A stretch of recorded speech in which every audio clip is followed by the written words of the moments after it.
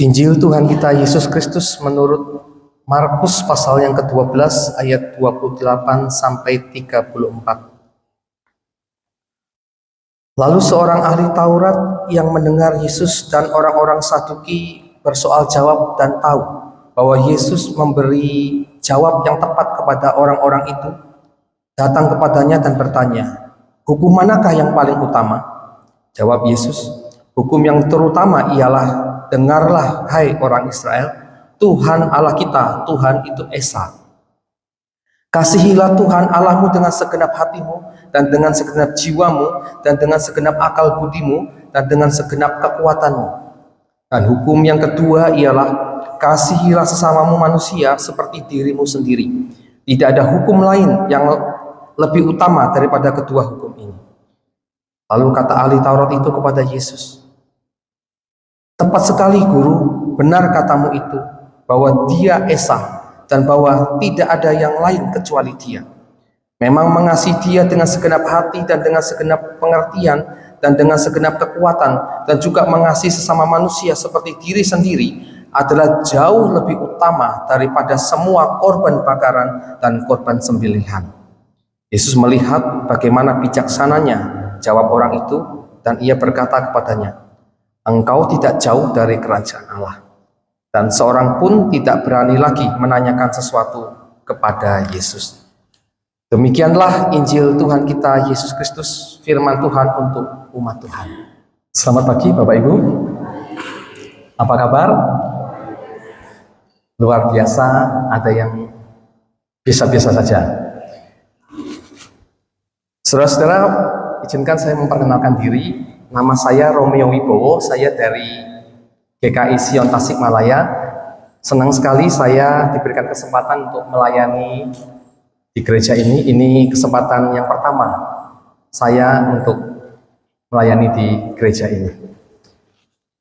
Kalau saya berbicara tentang keluarga, dulu sebelum saya menikah, jadi saya ini sudah menikah, sudah punya anak 2. Dulu kalau masih bujang, ketika saya ngomongin tentang keluarga, orang mencibir, "Alah kamu mah teori aja nggak ngerti tentang keluarga, masih sekia, orang nggak mau dengar." Tapi sekarang saya cukup percaya diri karena saya sudah berkeluarga. Jadi bukan hanya teori, tapi pengalaman saya sudah punya. Hari ini kita akan berbicara tentang keluarga yang tak sempurna.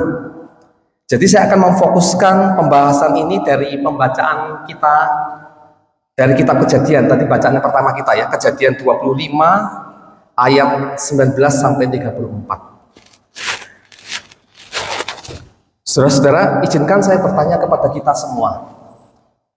Ini pertanyaan klasik tapi sangat penting sekali. Kira-kira apa pertimbangan Bapak Ibu memilih pasangan hidup? Apa? Atau yang sudah punya pasangan hidup, pertanyaannya gini, kira-kira nasihat apa yang Anda akan berikan kepada anak-anak Anda di dalam memilih pasangan hidup?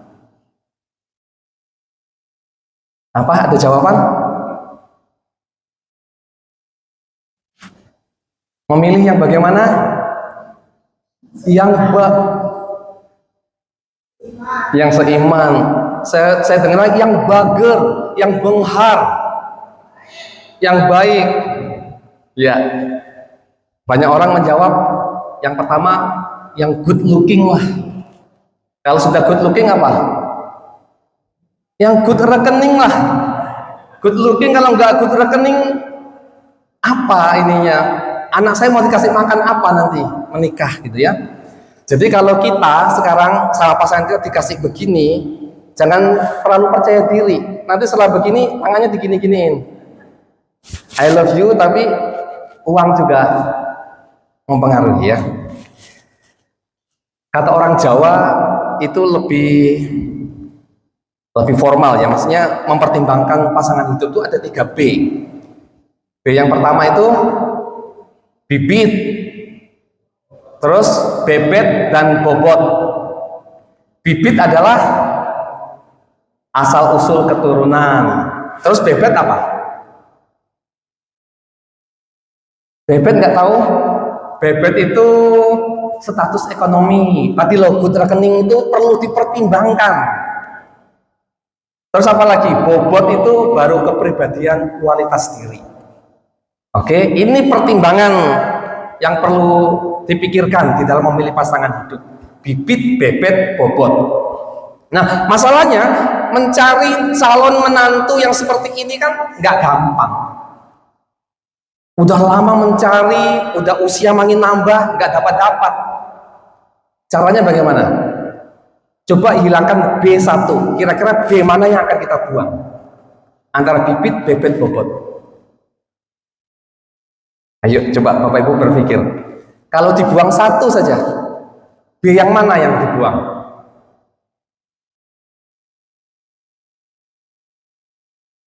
Ada jawaban? Halo? Bibit. Oh ya dah, saya ngomong enggak. Saya tutup mata aja tentang asal usul keluarganya, papanya apa, engkongnya, pekerjaannya apa, udah nggak peduli. Tutup mata dulu, gitu ya. Ada yang berani menghapus bebet status ekonomi? Ini berat memang. Tapi begini, saran saya, asalkan bobot jangan dihilangkan. Bibit dan bebet masih oke, tapi bobot jangan dihilangkan. Kualitas diri, kepribadian seseorang. Sebab katakanlah orang itu hari ini belum kaya, tetapi kalau dia memiliki karakter yang baik, dia pekerja keras, tidak malas, dia ulet, orang yang bertanggung jawab, dia di masa depan memiliki potensi untuk menjadi orang kaya dan bisa membangun bibit yang baik. Asalkan bobot harus dipertahankan ya, jangan yang dibuang malahan ya. Itu saran saya. Tapi begini yang ingin saya katakan Bapak Ibu, sebaik-baiknya pasangan kita, seideal-idealnya pasangan kita, tetap yang namanya keluarga yang sempurna itu tidak ada. Keluarga yang sempurna itu tidak ada.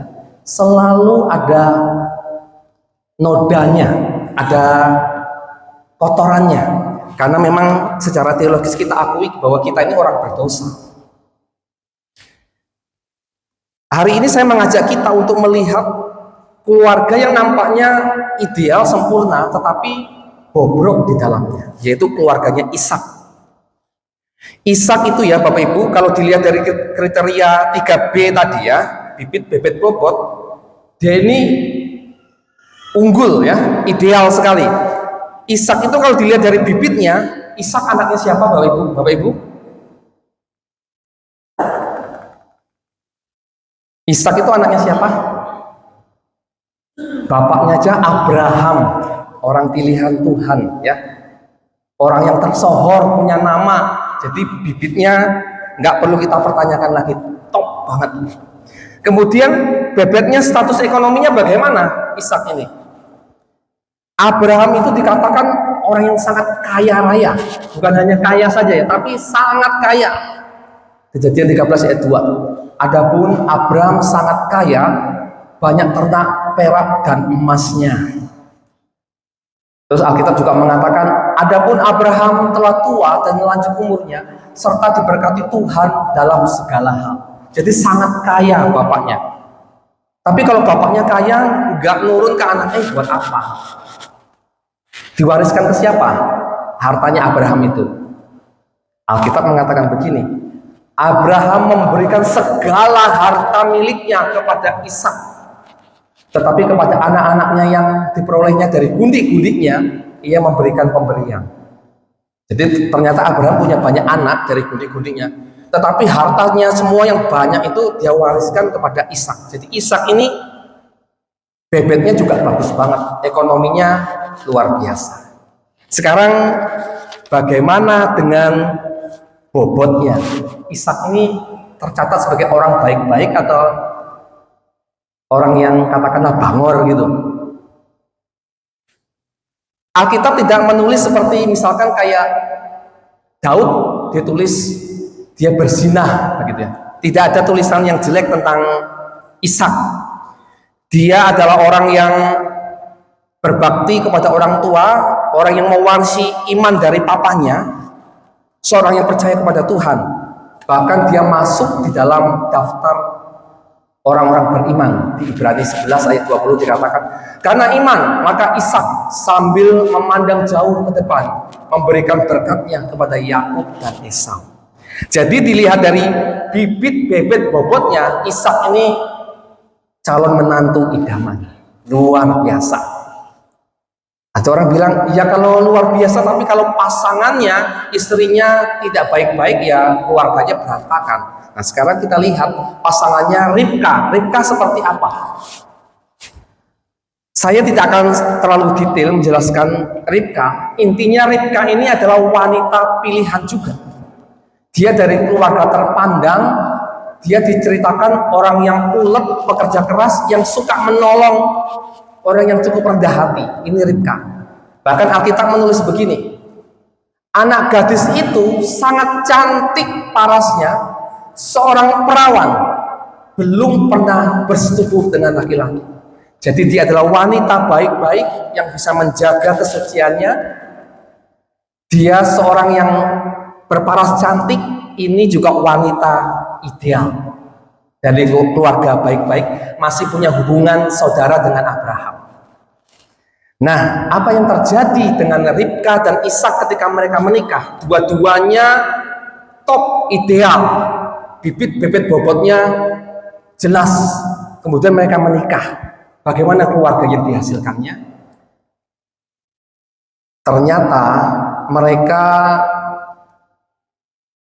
membangun keluarga yang katakanlah bobrok. Mereka menikah dan kemudian menghasilkan bahasanya apa ya? Melahirkan dua anak kembar, namanya Esau dan Yakub ya. Esau dan Yakub itu anaknya. Cuman Alkitab menulis ini Bapak Ibu di ayat 28 tadi. Mereka mengembangkan pola asuh yang buruk, yang pilih kasih. Ishak bapaknya itu lebih sayang kepada Esau. Katanya sebab ia suka makan daging buruan, tetapi Ribka kasih kepada Yakub. Jadi papa mama ini memberikan kasih yang tidak adil, yang tidak seimbang, yang tidak proporsional. Pilih kasih. Bahkan Ribka itu mengasihi Yakub terlalu berlebihan sampai mengajari Yakub untuk berbohong kepada papahnya untuk mendapatkan hak kesulungan. Juga berbohong kepada kakaknya. Tapi memang kadang juga begitu ya orang tua, saking sayangnya kepada anaknya, kalau anaknya salah tetap dibelain, tetap dilindungi. Di sekolah misalkan anak salah, dihukum sama guru, kita nggak terima, kita lindungi anak kita. Kadang kasih itu juga menjerumuskan. Pola asuh yang buruk yang dikembangkan oleh Ishak dan Ribka. Nah sekarang apa yang terjadi dengan tumbuh kembangnya Esau dan Yakub dalam pola asuh yang pilih kasih itu? Menjadi seperti apa Esau dan Yakub? Esau menjadi anak yang duniawi, tidak peduli dengan hal-hal rohani. Itu kalau saya bayangkan papa mamanya aktif ke gereja, bahkan melayani sebagai majelis, anaknya berandalan, mabuk-mabukan, nggak mau peduli dengan urusan rohani, katakanlah begitu. Itu Esau. Bahkan Alkitab mencatat dengan sangat buruk sekali di Ibrani 12 ayat 16. Janganlah ada orang yang menjadi cabul atau yang mempunyai nafsu yang rendah seperti Esau, yang menjual hak kesulungannya untuk sepiring makanan. Bahkan demi sepiring makanan dia rela menggadaikan perkara rohani, yaitu hak kesulungannya. Itu Esau, sangat buruk sekali. Memiliki nafsu yang rendah, padahal bapaknya, ibunya itu sangat teladan sekali. Kok bisa begitu ya? Sekarang kita lihat Yakub bagaimana.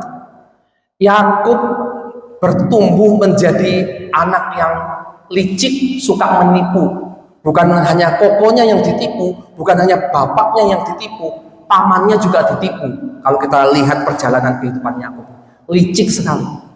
Yaitu semua kembali kepada pola asuh papa mamanya tadi.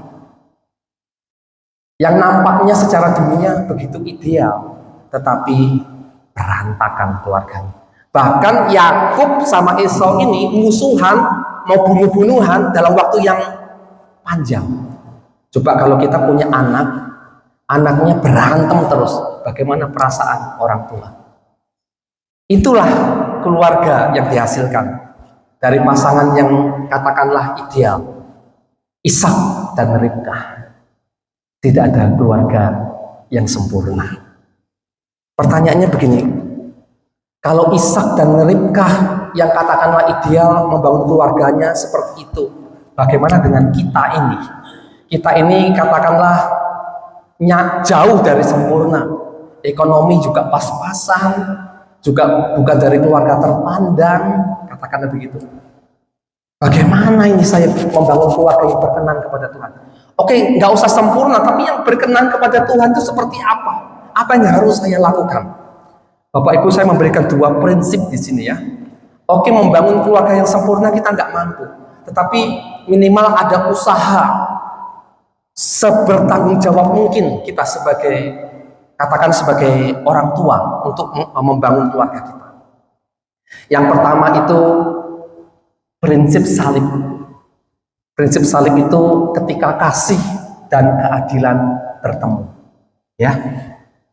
Tadi di dalam keluarga Ishak dan Ribka tidak ada prinsip salib karena pilih kasih.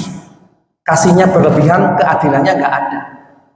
Harusnya kita membangun keluarga itu prinsip salib, kasih dan keadilan harus seimbang, beriring-iringan. Kalau hanya ada kasih saja tanpa ada keadilan, maka anak kita akan duduk di atas kepala kita dan bermain layang-layang di atasnya. Artinya ngelunjak, kita nggak punya wibawa sama sekali. Tetapi kalau kita hanya menerapkan keadilan saja tanpa kasih, kita hanya menjadi orang tua yang begitu kejam. Mungkin anak-anak kita tunduk kepada kita, tapi bukan karena wibawanya kita, tetapi karena takut. Tapi nanti kalau mereka sudah besar, mereka akan balas dendam kepada kita. Ada satu kutipan menarik dari seorang bapak gereja. Jadi kasih tanpa keadilan itu adalah ibu dari kehancuran. Dan kalau keadilan tanpa kasih itu adalah kekejaman. Ini saya mau bercerita ya. Bapak Ibu tahu ini siapa? Wah, ada yang tahu ya, Stalin. Dia pemimpin diktator Uni Soviet. Dulu dia bercita-cita untuk menjadi pendeta, sudah masuk seminari Stalin ini. Tapi di tengah jalan dia berhenti, ada kesempatan menjadi pemimpin, dia membunuh jutaan orang di tangannya. Rakyatnya itu menderita. Dia sangat kejam sekali. Oleh karena apa? Oleh karena mungkin terinspirasi dari papahnya. Waktu kecil, papahnya itu suka mabuk-mabukan. Pulang ke rumah, mamanya dipukuli, dan Stalin kecil dipukulin habis-habisan sama papanya. Begitu terus-terusan. Sampai dia besar, mungkin dia punya pola, oh begini ya cara menundukkan orang. Dari papahnya, dia terapkan kepada rakyatnya. Menjadi orang yang sangat kejam sekali. Diceritakan satu kali Stalin ini ketika rapat dengan kabinetnya, dengan anggota kabinetnya, dia membawa seekor ayam. Lalu dia bertanya kepada orang-orangnya, kamu tahu nggak caranya menundukkan orang? Bagaimana? Semua orang diam saja. Ini saya kasih tahu caranya.